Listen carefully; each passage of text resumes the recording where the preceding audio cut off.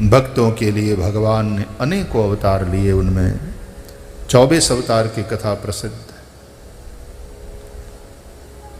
उन 24 अवतारों की चर्चा है श्रीमद् भागवत में। वैसे तो भागवत कहता है अवतारा ही असंख्येया, अवतार असंख्य, लेकिन उनमें से ये 24 और 24 में से भी 10 अति महत्वपूर्ण का चुनाव किया गया। 10 अवतार।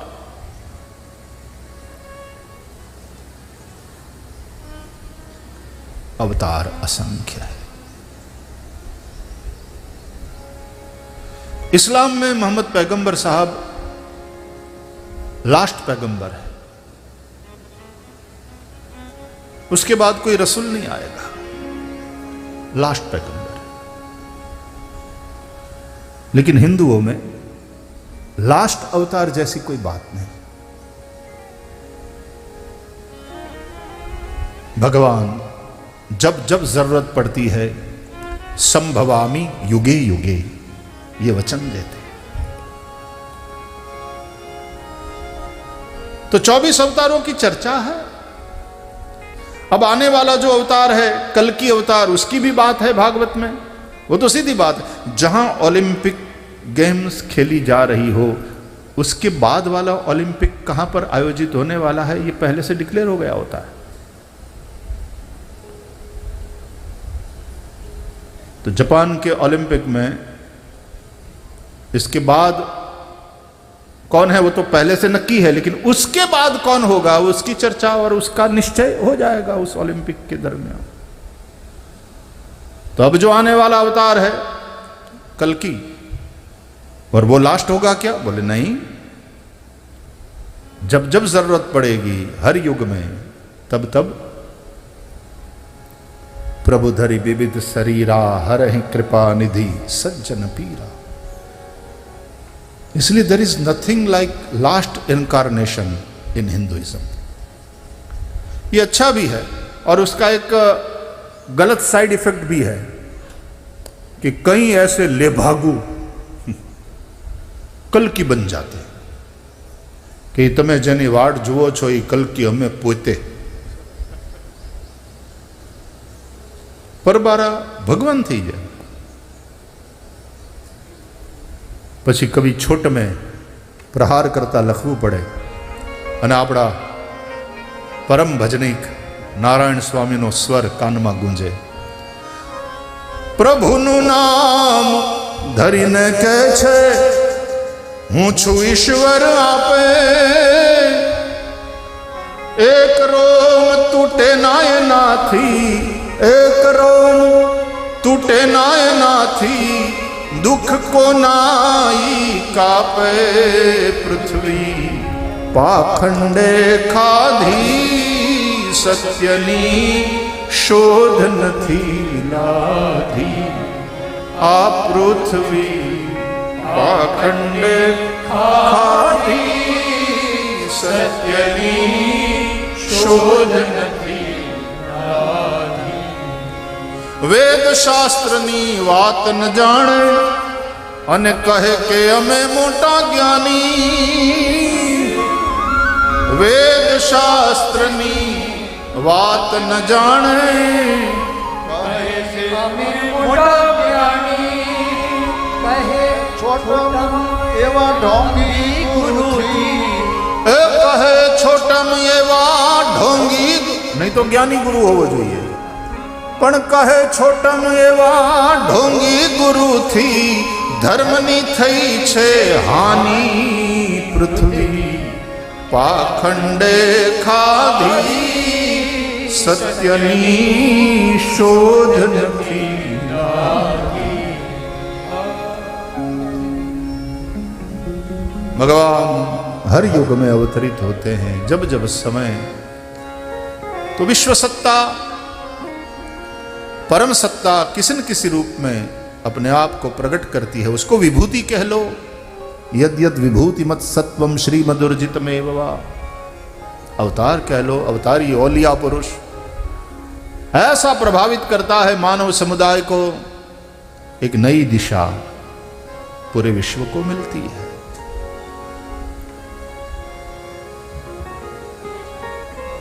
चौबीस अवतार। प्रथम अवतार सनत कुमार ब्रह्मचर्य का पालन किया। दूसरा अवतार वराह अवतार, पृथ्वी को जल से बाहर निकालकर जल पर स्थिर किया। इस बात को लेकर के हमारे युवकों में, बच्चों में बहुत सारा संशय कि पृथ्वी जल में डूबी हुई थी और वराह ने जल में जा करके पृथ्वी को अपनी दाढ़ों पर धारण करके और फिर बाहर आए और जल पर पृथ्वी को स्थिर किया। तो पृथ्वी जल में तरे छे, जल पृथ्वी माथे छे। जो पृथ्वी जल में तरे छे, जल कोने आधारे? भाई आ 22 इंच पानी पीड़्यू जामनगर में, एटलू बधु हेठे पड़्यू क्या पानी पानी पानी, घर में पानी भराई गया, कीड़े कीड़े पानी। ये ऊपर कोने आधारे टीक्यू तू? केटलू पानी वरसे? कोने आधार? लेकिन उसकी चर्चा वराह अवतार में अभी इतना समय नहीं है कि उन बिंदुओं पर मैं विस्तार से कुछ कह पाऊं। पण पाणीमांथी पृथ्वीने बहार काढी एनो मतलब एम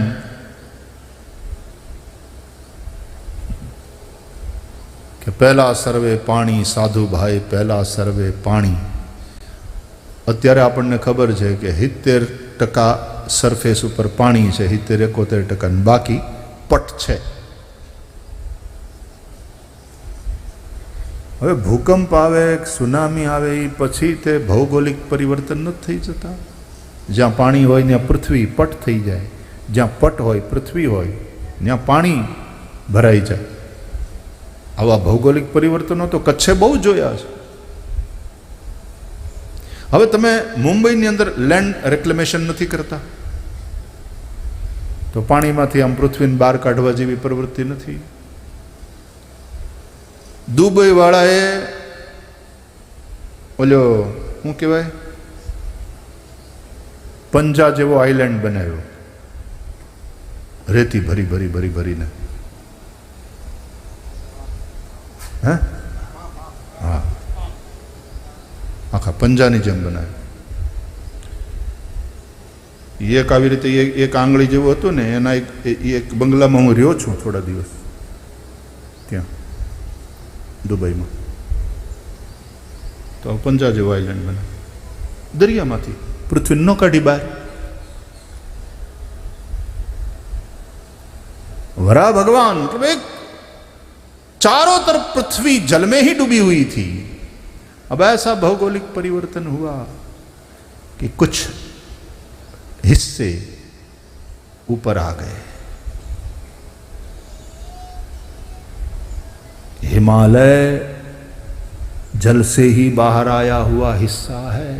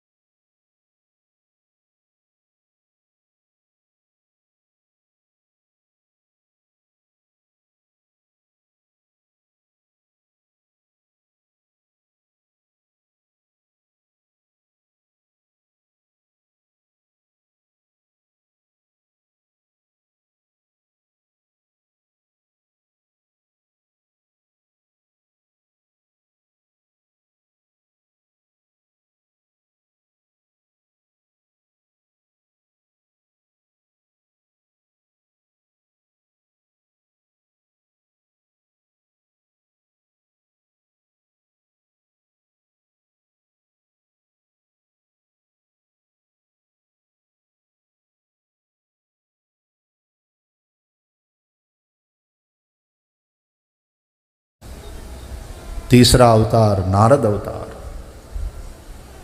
भक्ति मार्ग का उपदेश किया।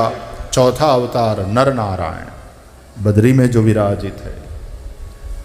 ये सनत कुमार, वराह, नारद और नरनारायण, ये ब्रह्मचर्य, गृहस्थ, वानप्रस्थ और संन्यास चारों आश्रमों के लिए।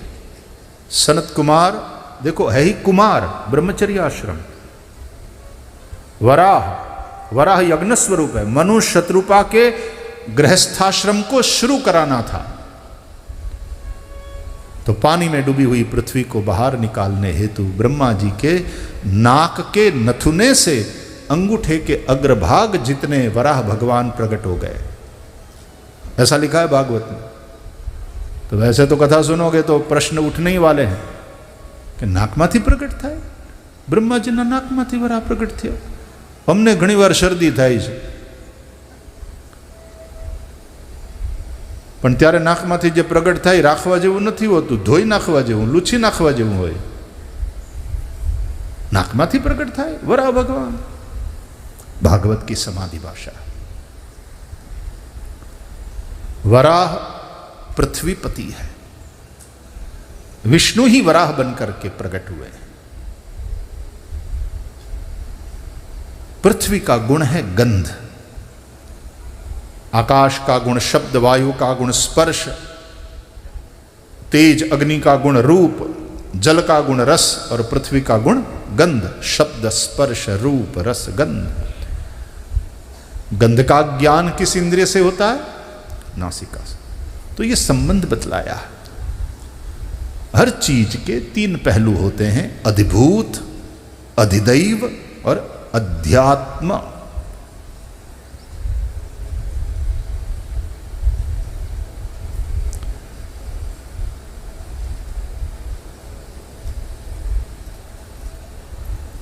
कोई पुष्प है यदि तो उसको कहेंगे अधिभूत,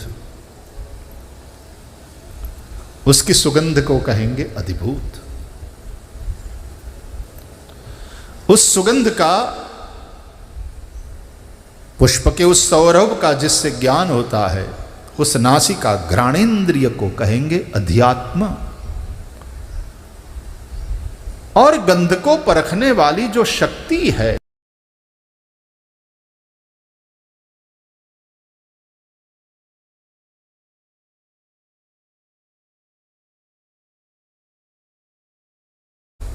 फूल अधिभूत, फूल को देखने वाली आंख, अब गंध के स्थान पर रूप, तो रूप को देखने वाली, पुष्प के उस रूप को देखने वाली आंख अध्यात्म, और आंख के देव सूर्य अधिदैव। इस अध्यात्म और अधिदैव ये तीन बातें।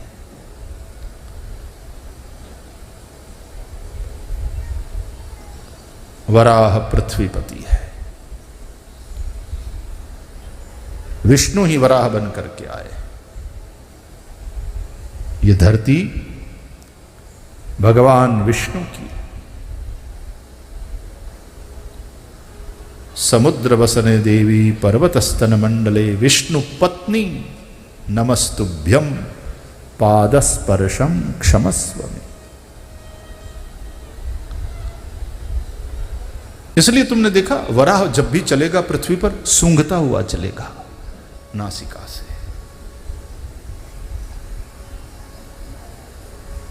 गंध, प्रिय की गंध प्यारी लगती है। तुमने भागवत में और रामायण में कई बार पढ़ा होगा, शायद सुना होगा कम, लेकिन पढ़ा तो होगा जिन्होंने पढ़ा है, कि जब राम ने प्रणाम किया, मां कौशल्या को गोद में भर लिया और उसके मस्तक को सूंघा और आशीर्वाद दिया। मस्तक को सूंघा,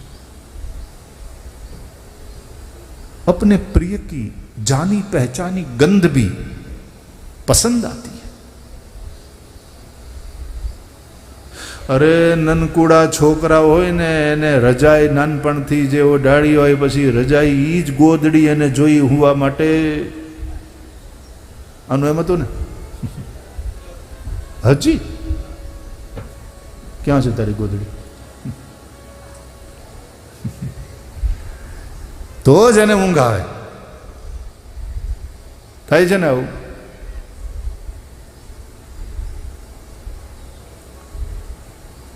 अपनी एक पसंदीदा और वहाँ बड़े रिलैक्स और कंफर्टेबल एंड प्रोटेक्टेड फील करते हैं हम।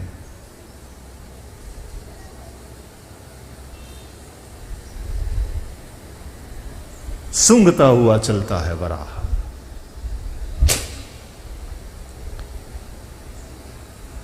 वराह को श्रीमद् भागवत में यज्ञ स्वरूप माना। ये विष्णु है, यज्ञ भगवान विष्णु का ही रूप है। यजनम यागः यज्ञो वै विष्णु, ये सब श्रुतियां हैं। यज्ञो वै विष्णु, तो वराह भगवान यज्ञ है। और यज्ञ किसके लिए है? गृहस्थों के लिए। प्रत्येक गृहस्थ नित्य पंच यज्ञ करें, ब्रह्म यज्ञ करें, देव यज्ञ करें, पितृ यज्ञ करें, भूत यज्ञ करें, मनुष्य यज्ञ करें। नित्य पंच यज्ञ प्रत्येक गृहस्थ करें। इसलिए सनत कुमार ब्रह्मचर्याश्रम, वराह गृहस्थाश्रम यज्ञ, नारद वानप्रस्थाश्रम निवृत्ति परायणता और भगवत भजन की ओर, और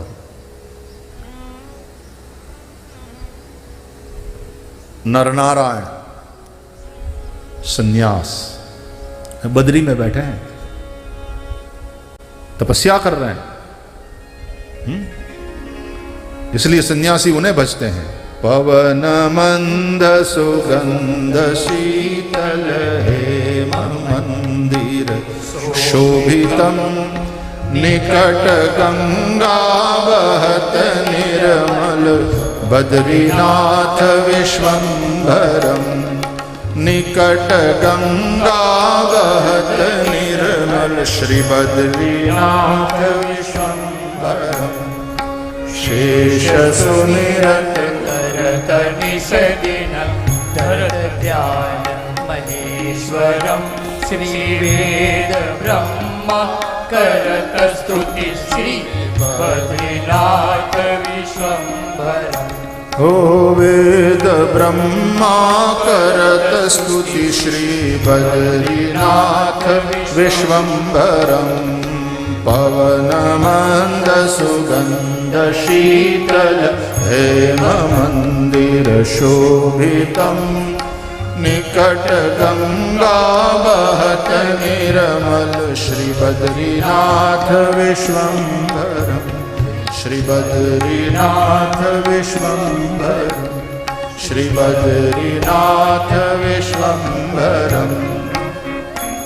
सन्यास के लिए नर नारायण तपस्या कर रहे हैं सब कुछ छोड़कर।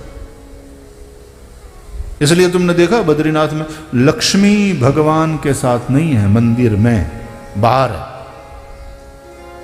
क्योंकि सन्यास।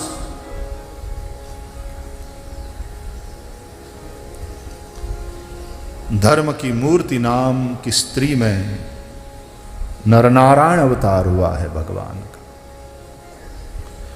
पंचमः कपिलो नाम भगवान का 5वां अवतार हुआ, सांख्य शास्त्र के आचार्य के रूप में कपिल भगवान। मां देवहूति के माध्यम से संसार को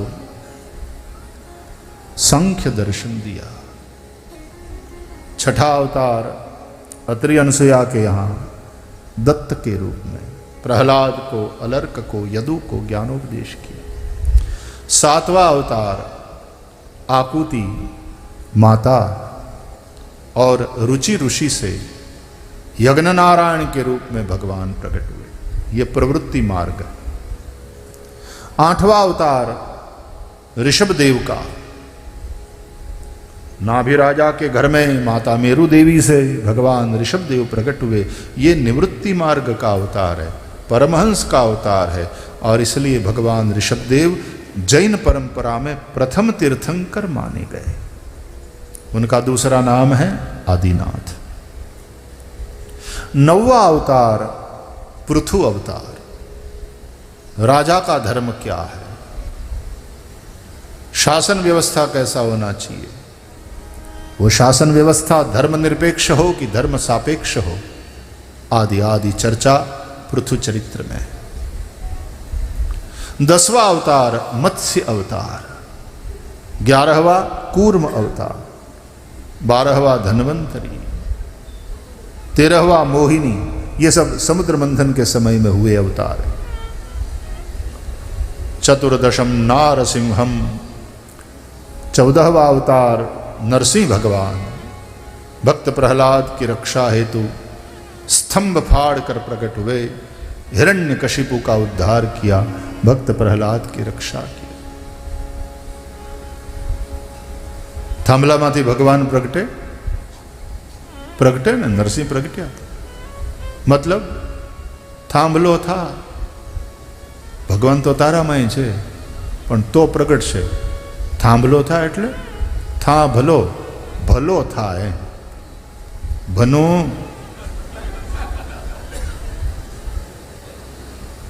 तो भलो था। तो प्रगटे तारामांथी भगवान प्रगटे। भला की जय भला होगा, भलो था। અને મને તો કચ્છીમાં બહુ ગમે, અચ્છી જા હા ભલા, હા ભલા।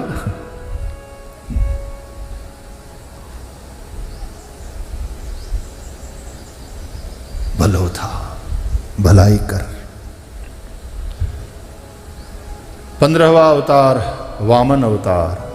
बलि राजा के यज्ञ में जाकर 3 पग पृथ्वी मांगी, 2 पग में बलि का सब कुछ ले लिया, तीसरे पग में बलि को स्वीकार कर लिया। मैं तुझसे ही नहीं चाहता, मैं तुझको भी चाहता हूं, यह भगवान का कहना। नहीं तो दुनिया में आपसे चाहने वाले बहुत मिल जाएंगे, आपको चाहने वाले बहुत कम मिलेंगे।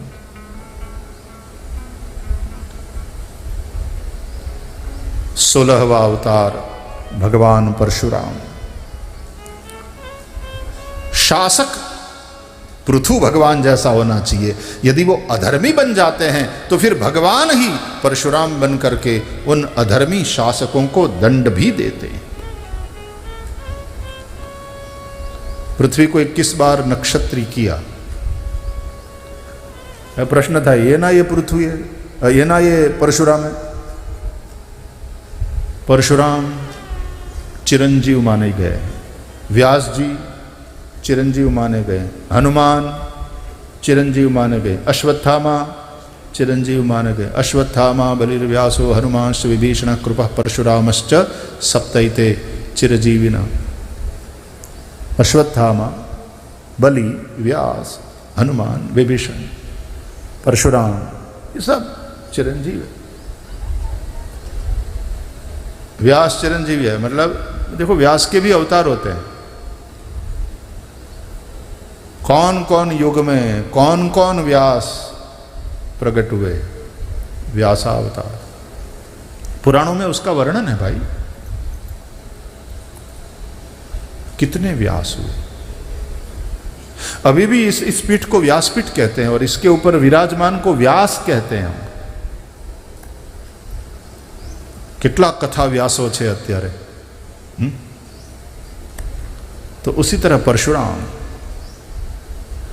परशुराम यानी ब्राह्मणों का, यानी समझदार, चिंतनशील और समाज के हित के लिए चिंता करने वाले प्रबुद्ध वर्ग का बिगड़ी हुई राज्य व्यवस्था को लेकर जो एक कलेक्टिव आक्रोश होता है, सामूहिक आक्रोश, और वो आक्रोश सक्रिय होता है, उसका नाम है परशुराम। और जब जब ऐसी स्थिति आती है तब तब ऐसा होता है। इसलिए परशुराम चिरंजीव।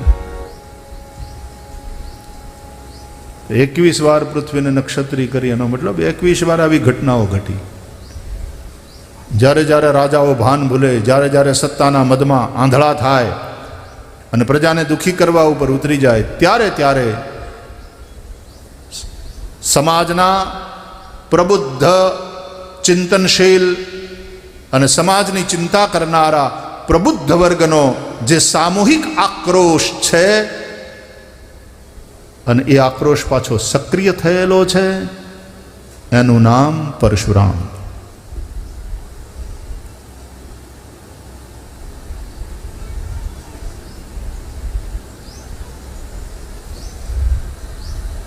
સત્તરમો અવતાર व्यास अवतार. परशुराम भी चिरंजीव, व्यास भी चिरंजीव.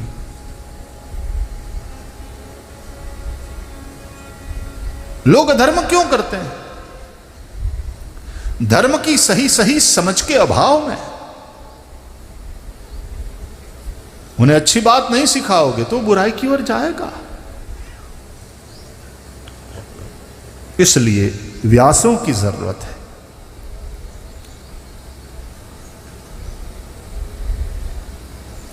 18वां अवतार राम. व्यासों द्वारा उपदिष्ट और प्रबोधित धर्म को अपने जीवन में आचरण करके आदर्श मानव जीवन का दर्शन कराने वाले राम जैसे लोग भी होने चाहिए. वही आदर्श बनते हैं औरों के लिए. इसलिए 18वां अवतार राम. राम के विषय में कहा गया रामो विग्रहवान धर्मः. राम धर्म का मूर्तिमंत रूप है. आचरित धर्म. और धर्म केवल चर्चा के लिए नहीं है, धर्मचर्या के लिए.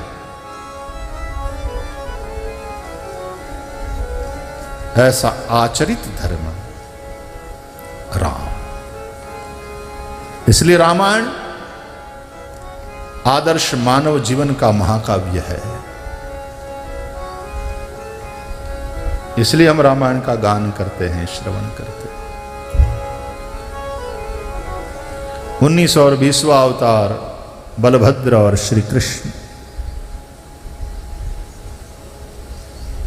कई जगह तो वो दशावतार में तो जयदेव कवि बलभद्र जी को ही कृष्ण का अवतार मानते हैं. केशव धृत हलधर रूप जय जगदीश हरे. केशव धृत वामन रूप. वो केशव ही, वो कृष्ण परब्रह्म ही मत्स्य बने, कूर्म बने, वराह बने, हलधर बने.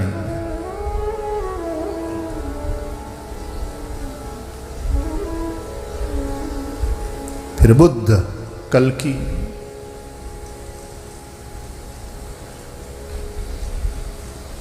ये सारा जो अस्तित्व प्रकट हुआ ये भी अवतार है.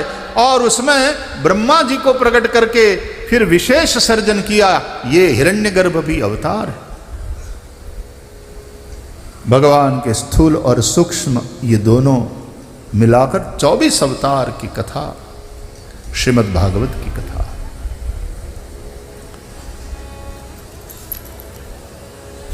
श्री सुत महाराज ने निवेदन किया, इन 24 अवतारों की कथा को व्यास भगवान ने पुराण ग्रथित किया.